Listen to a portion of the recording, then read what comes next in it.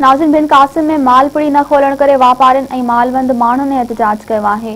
पेश आहे रब नवाज़ मस्तोई जी रिपोर्ट। जी नाज़रीन, टाइम असीं मौजूद आहियूं बिन कासिम जे इलाइक़े घगर में।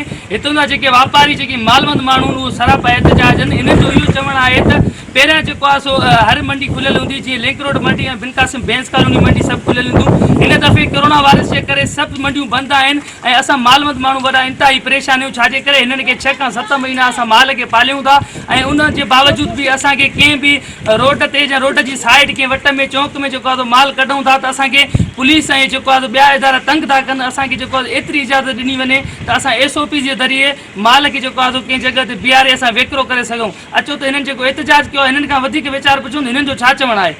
असां 5 खां 6 महीना माल खे पालींदा आहियूं, पंहिंजो ॾारो अन्न मतिलबु पंहिंजो जेको हिसाबु हूंदो आहे माल खे ख़र्चु कंदा आहियूं। 30 खां 25,000 ख़र्चु ईंदो आहे हिकिड़े ढोर ते।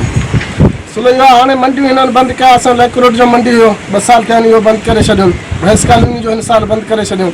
सोहराब ॻोठ हिकिड़ो मंडी खुलियल आहे, उतां 15 खां 20,000 ख़र्चु थो अचे फी ढोर ते। पालियोसीं 5-6 महीने खां वठी वॾा ख़र्च कयासीं। तव्हांखे ख़बर आहे पोइ महांगो शहर आहे, पाणी महांगो हर शइ।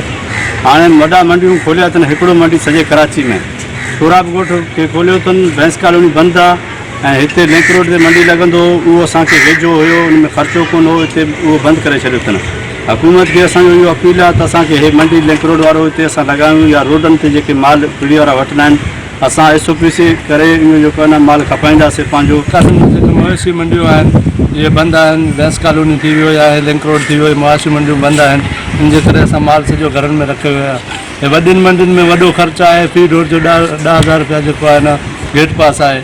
उते असां ग़रीब माण्हू आहियूं, खणी नथा वञी सघूं। बाक़ी रोडनि रस्तनि ते असां खपाइण वारा माण्हू आहियूं। हिते पुलिस असांखे तंग करे थो, माल रखण नथो ॾे। जी नाज़रीन, तव्हां मालवंद माण्हुनि जा जेको आहे सो व्यूज़ ॿुधा। हिन जो इहो चवणु आहे त असां मुआशी क़त्ल त पहिरियों कोरोना वायरस जे 4 खां 5 महीना असांजा कारोबार सभु बंदि थी विया आहिनि ऐं असांजो इहो ई जेको आहे सो गुज़र सफ़र हूंदो आहे जो 12 महीने ईद जो जेको ईंदो आहे, जेकी ईद ईंदी आहे, ईद उल अज़हा हूंदी आहे, इन ते असांजो रोज़गार थींदो आहे। असां बचड़ेवाल ॿारनि जो गुज़र सफ़र कंदा आहियूं ऐं हिन साल जेको आहे बिन कासिम जूं समूरियूं मंडियूं बंदि आहिनि ऐं असां वटि एतिरा पैसा न आहिनि। असांजो माल वधीक ख़र्च अचे थो। जेको कराची मुआशी मंडी खणी वञूं माल ते 10 खां 12,000 रुपया फी ढोर ते ख़र्चु आहे। इन जे करे असां बिन कासिम जो जेको बैंस कॉलोनी लिंक रोड जेके मंडियूं आहिनि इहे खोलण जी इजाज़त ॾिनी वञे जीअं असां पंहिंजो गुज़र सफ़र करे सघूं। कैमरामैन पपन मस्तूरी सां गॾु रब नवाज़ मस्तूरी, मेहरान TV, बिन कासिम, मलिक, कराची।